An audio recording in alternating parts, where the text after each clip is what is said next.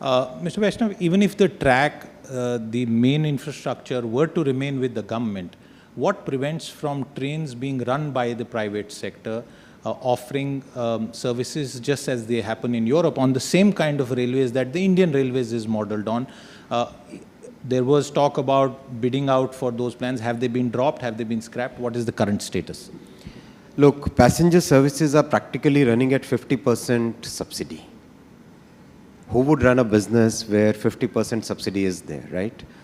And that's the experience all over the world. The experience in Europe is no different. Experience in Japan is no different.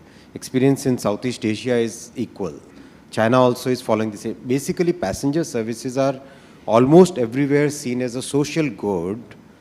There is an element of public good in that, and that's why they are subsidized by the governments all over the world. Mr. Vaishnaw, if passenger services are being subsidized, the flip side of the argument would be that the railways itself has a very high cost structure. In the last several years, because of dynamic pricing, last minute tatkal booking of tickets, prices have gone up. If you were to book a trip in less than 7 days, it certainly costs you more than if you were to book a ticket 30 days, 45, 60 days in advance. Given that, is it just that there has to be a pass-through to passengers and the railways doesn't have to do cost control?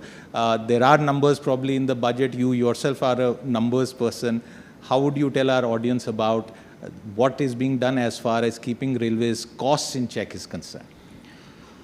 If we look at the global benchmarks, the biggest factor is what? Biggest factor is haulage cost. Haulage cost globally is almost 1.8 or even twice what we have in India. So it's not that Indian Railways cost structure is skewed too much towards one side. It is, yes, there is always a scope for improving, but the size of our railway network and the cost that we have right now, the cost structure that we have right now, it's not something out of the ordinary.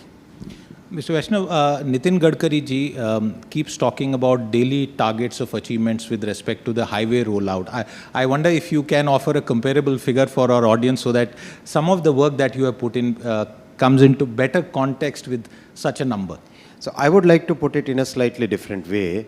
Highway always will have this straightforward number of kilometers of roads that you build, right?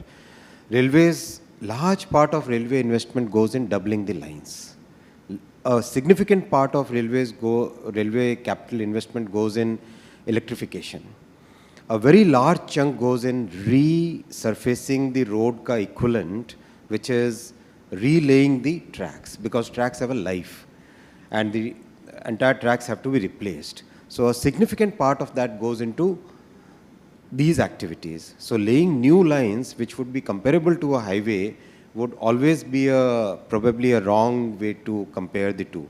What's important is the entire passenger experience has to change. That's what Prime Minister's vision for railways is.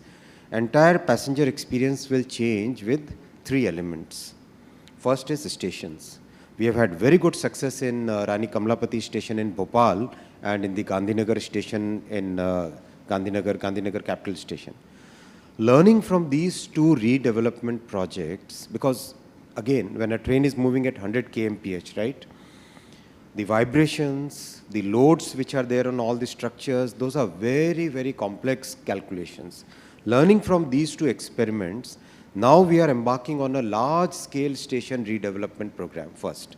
Second, getting a totally new generation of trains. For years together, we were running technology which was 1950s and 1970s, right? 2017, Prime Minister decided that let's go for a totally new generation of trains. The trains were designed in India for 180 km per hour. It's phenomenal. There are only 8 countries in the world which have this, which can do a design of this kind of train, right? 2019 onwards, those trains started running. Absolutely good performance. Now we are scaling up, and now Prime Minister has given us the target, take this raise this bar totally to new level, and a new generation of these trains has to now come, which are energy efficient, The passenger experience has to be in terms of noise, in terms of vibrations, in terms of climate control within the train, in terms of the ambience. The entire thing has to change. So stations, trains, and third is safety. You must have seen in the budget announcement 2,000 kilometers of Kavach, right? So Kavach is a fabulous train protection system, automatic train protection system, which increases the capacity. On the same lines, you can carry 30% more. Same lines, you can carry 30% more, Right. while being many times more safer.